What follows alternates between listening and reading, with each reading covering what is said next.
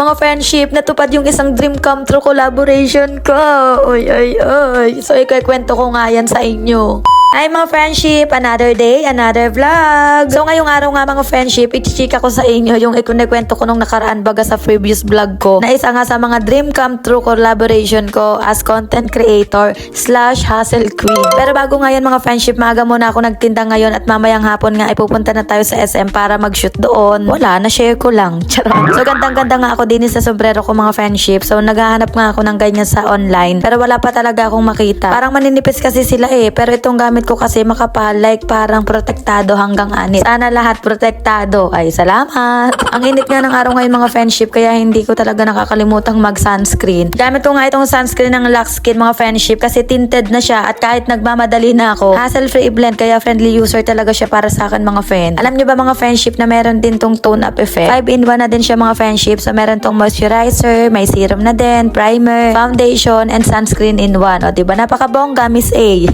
So ayun na nga, mabalik na nga tayo din sa aking pagtitinda. So lakad-lakad lang ako mga friendship. At bago pa man ako mas mapaos kakasigaw, yay, naubos na din. Oy, oy, oy. Ay, salamat ho. Kinahaponan nga mga friendship. So nandito na tayo sa SM Tansa at ang brand na isushoot ko mga friendship ay Glad brand mga friend. Wow! Alam nyo ba noon, iniisip ko lang talaga na kukontakin ako ng mga big brand tapos sasabihin nila kung pwede akong kunin na content creator para sa brand nila. At ngayon, eto nangyayari na mga friendship. Hindi ko nga alam mga friendship noon kung paano ko gagawin yun, pero halago ako sa pagmamanifest at isa nga talaga sa minamanifest ko yaring SM syempre. Alam nyo naman kung kaano yan sila kahigpit pagdating sa security at hindi talaga sila basta-basta pwedeng magpa-video sa premises nila. Kaya need nyo talaga ng permit mga friendship. Ay nako, yan. So aring Glad nga ang isushoot natin mga friendship at alam nyo ba noon pa man gusto ko na talaga yung mga accessories nila. Ano daw? Accessories? Yan.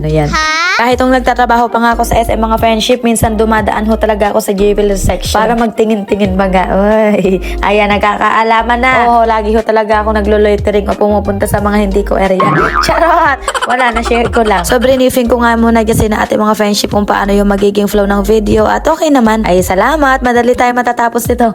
Uy, uy, uy. Katulad nga noon mga friendship, kapag may mga influencer or content creator sa store, so di ko talaga maiwasang manood at tumingin sa ginagawa nila. At ngayong ako na nga yung tinitingnan mga friendship, nakaka-confuse pala. Kahit may idea na ako sa gagawin ko, di ko alam kung tama o mali pa ba yung mga pinagagagawa ko. Kasi nakikita ko sila sa gilid ng mga mata ko, nakatingin sila ba? Pero natutuwa naman ako mga friendship kasi ngayon na-apply ko na kung ano yung mga natutunan at na-observe ko sa iba tulad ng focus ka lang sa goal. Uy, uy, uy. Sinishare ko to sa inyo mga friendship kasi gusto ko ma-realize nyo na kahit gaano baga kaliit ang tingin nyo sa ginagawa nyo, sa mata ng ibang tao, malaking impact na yan. Tulad ng pagtitinda ng banana queue. Sa iba, mababang uri ng trabaho yan, pero kung sasamahan mo ng pagmamahal at motivation, iba ang magiging resulta niyan. Tingnan nyo, dahil dito napapansin tayo. Kasi hindi lang naman tayo basta nagtitinda ba? Nagpapakita din niya na kahit ano pa ang trabaho o uri ka ng tao, basta nasa tama at mabuti naman ang intensyon mo. Ay si Lord na ang bahala sa lahat ng plano mo. Ay salamat ho. Hindi ko alam mga friendship kung paano at kailan nangyari. Pero at least ngayon, masasabi ko na nakikita ko kung para saan talaga ako o yung personality na meron ako.